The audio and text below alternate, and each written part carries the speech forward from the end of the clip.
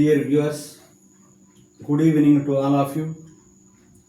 Today I would like to deal with translations vocabulary improvement part 12. Kashte phale. Hard work is the secret of success. Telugu ఇచ్చాను, మళ్ళీ English translation.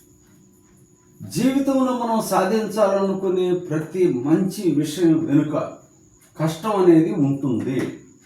నిజంగా ఈ సృష్టి అంతా శ్రమ ఫలితమే.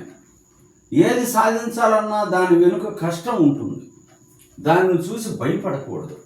ఎలాగైనా సాధించాలనే పట్టుదలతో దానిని సవాలుగా తీసుకోండి. దానిని ఖచ్చితంగా సాధిస్తారు. ఈ ప్రయత్నంలో ఎన్నో మెళకువలు తెలుసుకుంటారు. అవి జీవితంలో ఎదగటానికి చాలా అవసరం. మంచి సందేశం ఉంది. జీవితంలో మనం సాధించాలనుకునే ప్రతి మంచి విషయం వెనుక కష్టం అనేది ఉంటుంది. అండర్లైన్ చేసిన వెర్బులు అన్నమాట. There is hard work behind every worthwhile goal we wish to achieve in life.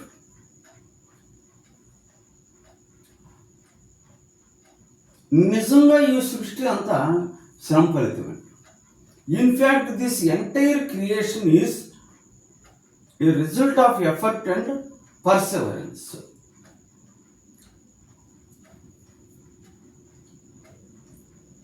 ఇది ఏది సాధించాలన్నా దాని వెనుక కష్టం ఉండును.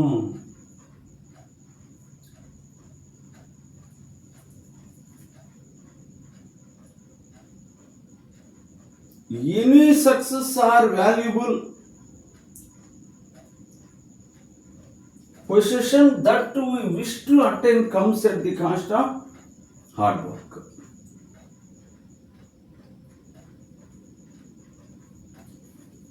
దానిని చూసి భయపడకూడదు. Therefore, do not be afraid of difficulties. ఎలాగైనా సాధించాలనే పట్టుదలతో దాన్ని సవాలుగా తీసుకోండి. Face them with the determination that I must achieve this somehow.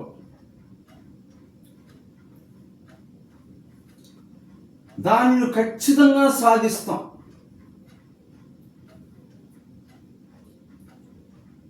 You will surely succeed. ఈ ప్రయత్నంలో ఎన్నో మెళకువలు తెలుసుకుంటారు. In this trial you will learn many lessons. అవి జీవితంలో ఎదగటానికి చాలా అవసరం.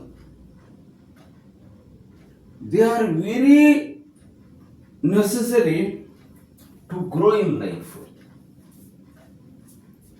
ఇప్పుడు నేను ఎక్కడైతే అండర్లైన్ చేసిన ఈ వెర్బులు, ఆ వెర్బు మనసులో ఉంచుకొని ఇంగ్లీష్లో వెర్బు రాసుకొని దానికి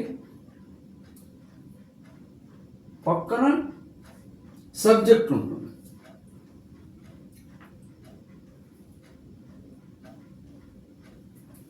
ఇది వెర్బు కదా, సబ్జెక్ట్.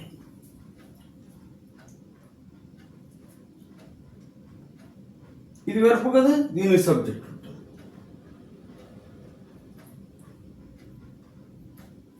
డు నాట్ బి అని ఇది ఇంపెరిటివ్ సెంటెన్స్. ఫేస్ ఇది కూడా ఇంపెరిటివ్ సెంటెన్స్. యాక్సెప్ట్ దెమ్ అది కూడా imperative sentence.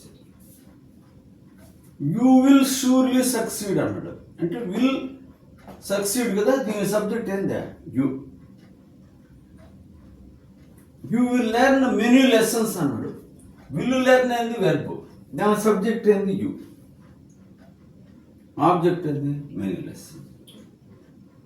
They are very necessary అన్నాడు. ఆర్ ఏంది వెర్బ్, దాని సబ్జెక్ట్ వచ్చి దే.